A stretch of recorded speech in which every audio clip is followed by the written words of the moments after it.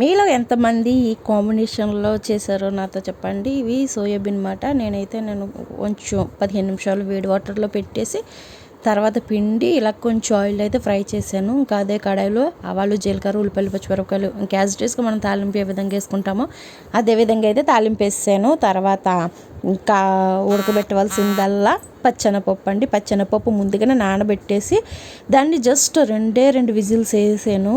కొంచెం taste change అవ్వడం కోసం అయితే నేను చికెన్ మసాలా అయితే వేసాను. చికెన్ మసాలాలు అంటే వెజ్జే కాబట్టి ఇంకా నేనైతే వేసాను అనమాట. టేస్ట్ అయితే నిజంగా చాలా బాగుంది, సూపర్ అనిపించింది నాకైతేనే.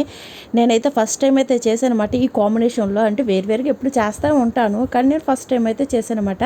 చూసారు కదా, నేను ఎక్కువగా ఉడికించలేదు శనగపప్పుని, లేదంటే పేస్ట్ కింద పప్పు కింద అయిపోతుంది అని చెప్పి అయితే ఈ విధంగా ఉడికించి ఇంకా కర్రీ ఏ విధంగా తాలింపు వేసుకుంటే అదే విధంగా తాలింపు అయితే వేసాను. నిజంగా కర్రీ అయితే చికెన్ టేస్ట్ అయితే వచ్చిందండి. అమ్మ చెప్పింది ఈ రెండు కాంబినేషన్లో చేస్తే టేస్ట్ చికెన్ టైప్లో వస్తుంది, బాగుంటుంది అని చెప్పి అమ్మంటే ఈ విధంగా చేశాను. చూసారు కదా ఎలా ఉందో కామెంట్ చేయండి. Okay friends, bye. Subscribe to my channel.